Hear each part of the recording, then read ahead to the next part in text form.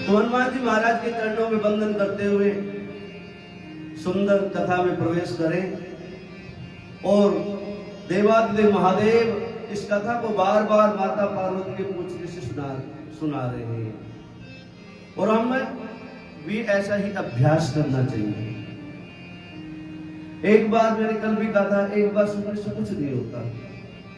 एक बार तो सुनने से मुझे पता लगता कथा हुई थी सैकड़ाटन विचार में। दूसरी बात सुनोगे तो पता लगता क्या क्या सुना के गए थे। 10 बातें सुनाई हो तो एक बात याद रहेगी, तीसरी बार 2 बात याद रहेगी, चौथी बार 4 बात हो याद रहेगी।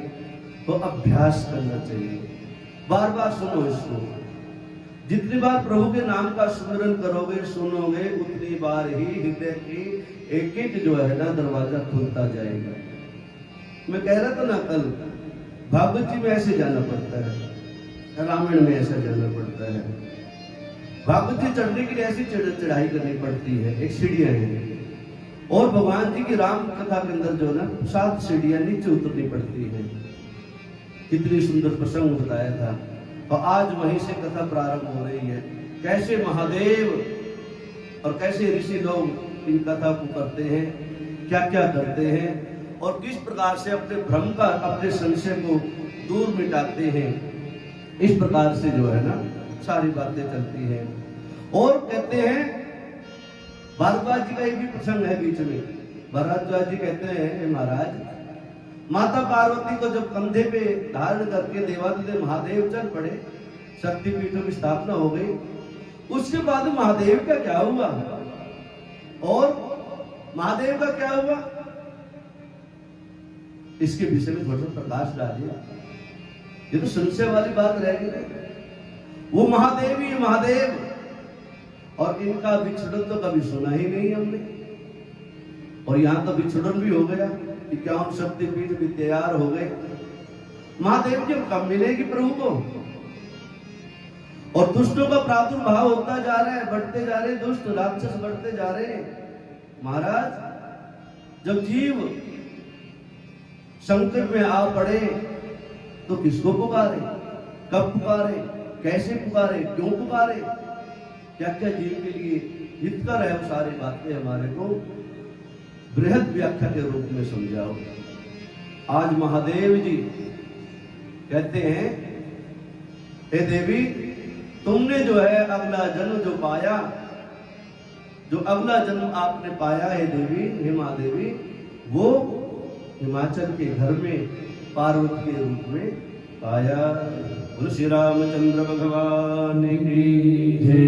ते ही कारण ही मैं गिरी गृह जाई, ते ही कारण ही मैं गिरी गृह जाई।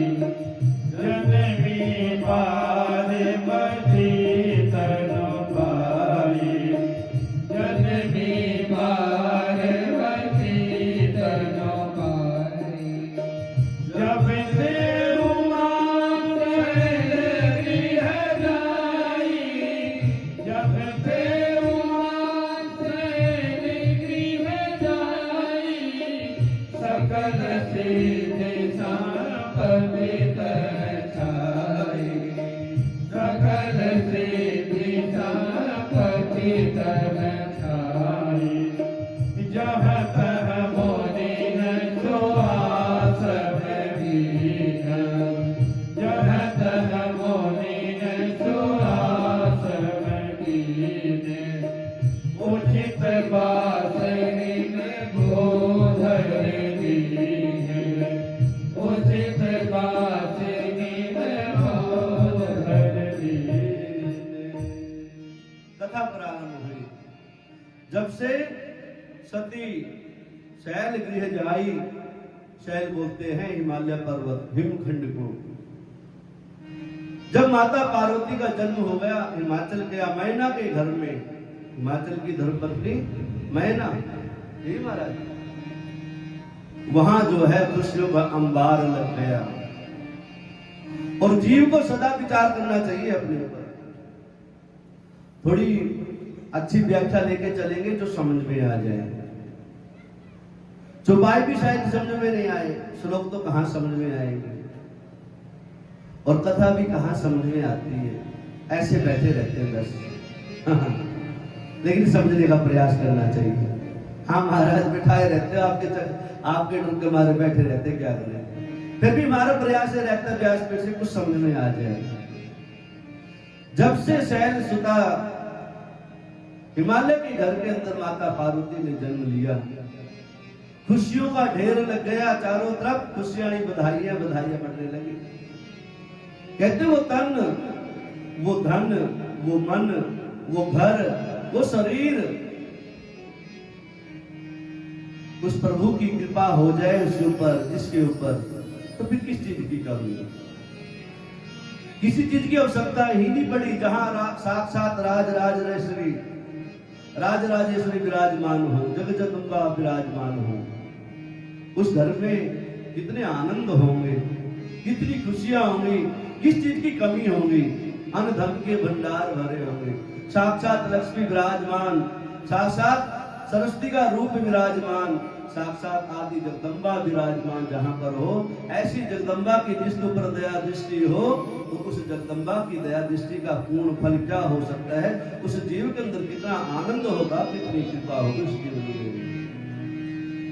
हिमाचल के अंगना में बज रही आज बधाई, बज रही आज बधाई भैया, बज रही आज बधाई। हिमाचल जी के अंगना में बज रही आज बधाई, हिमाचल जी के अंगना में बज रही आज बधाई, बज रही आज बधाई भैया, बज रही आज बधाई। हिमाचल जी के अंगना में बज रही आज बधाई।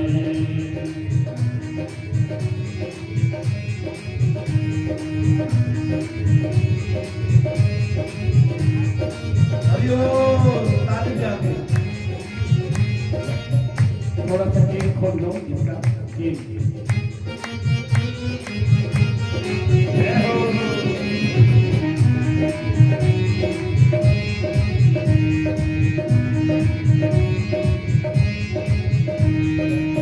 लक्ष्मी मैया सरस्वती आई, लक्ष्मी मैया सरस्वती आई, लक्ष्मी मैया सरस्वती आई, लक्ष्मी मैया सरस्वती आई।